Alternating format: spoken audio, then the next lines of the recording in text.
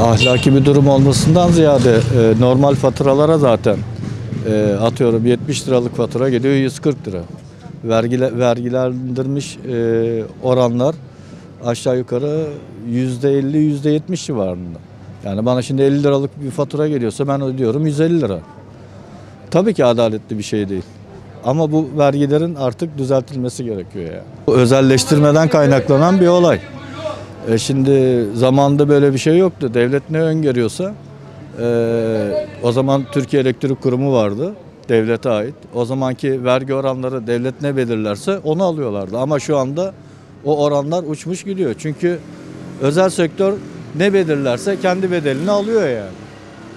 Harcasan da harcamasan da adam sana o faturayı yansıtıyor. Tabii ki adalet düzenini arıyorsan maalesef adalet düzeni bu günümüzde ölmüştür yani. Yanlış bir karar. Yazık yani. İnsanlara yazık yani. Ülkeye yazık yani. Ne diyeyim yani. Gariban ne yapsın? Söyleyecek başka bir şey yok yani. Her şey ortada. Her şey ortada abi. Görünen köyde kılavuz istemiyor yani. Yanlış bir Hep sömürge, hep sömürge, hep sömürge. Nereye kadar sömürecek? Yani bir yere kadar. Öyle kesinlikle öyle bir şey yoktur. Çünkü mağdur millet mağdurdur, perişandır, öksüzdür, iş yoktur. Zaten herkes perişan mağdurdur.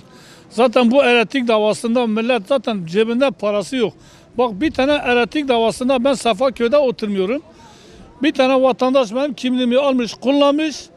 Demiş ki ben gidiyorum savcılıkta ben dilekçe yazım verdim. Daha 2 senedir mahkeme devam ediyor. Çünkü ben Allah belki belasını versin. Bu elektrik bize böyle yapanın da edenin de iftira, hepsi iftira, yalan dolan iftira. Zaten millet çalışmıyor. Millet zaten perişan. Ben kendim sakat, engelli sakat bir insanım. Ya çalışamıyorum. Tek böbrektim, çalışamıyorum. Ha ben gidiyorum akşama kadar gidiyorum bu tarafa bir tek konula diye adam diyor sen yaşlısın, sen çalışamazsın. Sen ne yapabilirsin? Ya ben nasıl, nereye gideyim, ne yapayım? Söyle ben nereye gideyim? Çalışamıyorsun hem de Gücüm yok. faturalar bu şekilde yansıyor. Faturalar yansıyor. Ondan sonra bir tanesi gitmiş benim kimliğimi kullanarak benim gitmiş elektrik idarasına. Oranın elektrik idaresi de gitmiş o aboneyi benim adıma ona vermiş. Peki kardeş sen kimsin? Niye veriyorsun benim adıma aboneyi veriyor ya?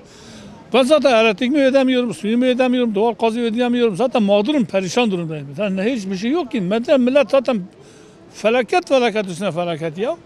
Kendi insanı, kendi halkı olan bir insan Türkiye Cumhuriyeti Cumhurbaşkanı bir halkına bir sorsun bakalım bu insanlar ne yaşıyor, ne yiyor, ne içiyor, ne yapıyor, ne ediyor onları bir sorsun. Onları bir araştırsın.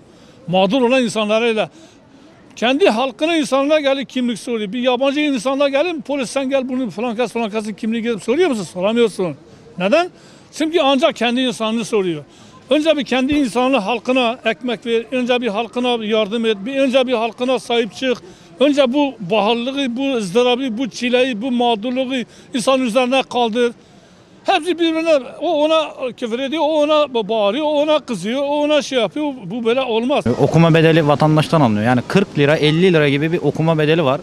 Hani genelde hepiniz duymuşsunuzdur. Yani taksiyle mi geliyorsun okumaya, neyle geliyorsun?